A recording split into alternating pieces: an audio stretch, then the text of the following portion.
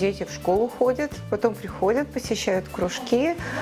Я в основном готовлю и убираю, готовлю и убираю. В выходные они мне, конечно же, помогают, ходят на танцы, также на вокал и в театральную студию. Самое главное, чтобы ребенок был увлечен и чтобы он был занят чем-то полезным. Ну, я стараюсь так вот, чтобы они в телефоны не играли. Игр вообще у нас нет. К компьютеру мы подходим только если нужно учиться. Вообще мы очень природу любим. Мы любим в горы, в лес ходить и на море ездить. Они вот начали подрастать, у меня, да, время даже появилось и все. И я чувствую, что мне даже чуть-чуть некомфортно. Я еще не привыкла к этому, мне немножко некомфортно. Я вот еще нахожусь в той зоне комфорта, когда вот мне же надо куда-то бежать, мне же надо деньги заработать, мне надо еще всех позабирать. Бог дал детей, Он даст на детей, вот знаю по себе.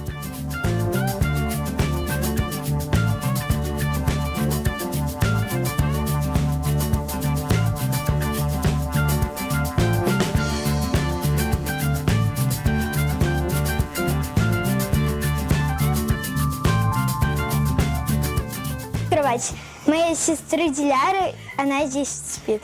Вот здесь вот Кристина спит, моей сестры. Вот здесь вот спит моя сестра Куртбичи.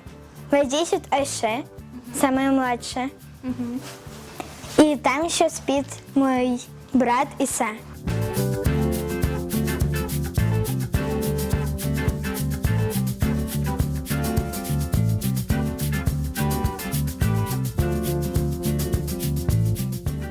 Здесь очень много животных.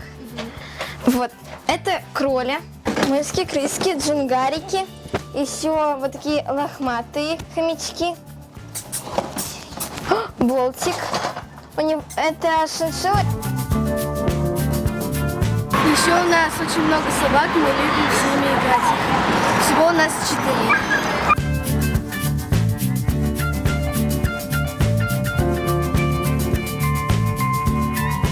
Самое главное в каждом ребенке видеть личность. И эти личности, вот все вот эти 7 личностей, они абсолютно разные, абсолютно. И вот, да, действительно, каждому ребенку нужен свой подход.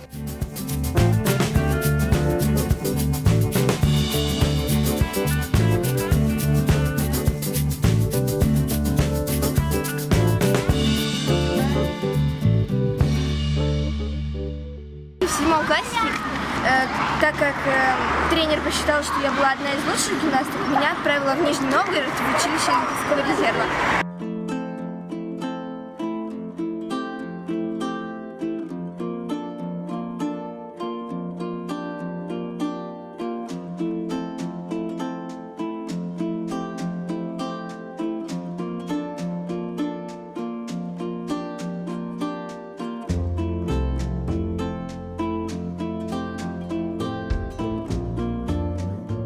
Я стараюсь, чтобы какие-то азы ислама они знали. Они знают свои традиции. Я очень хочу поддерживать традиции крымско-татарские, потому что мои дети крымские татары. Буминым гурурым.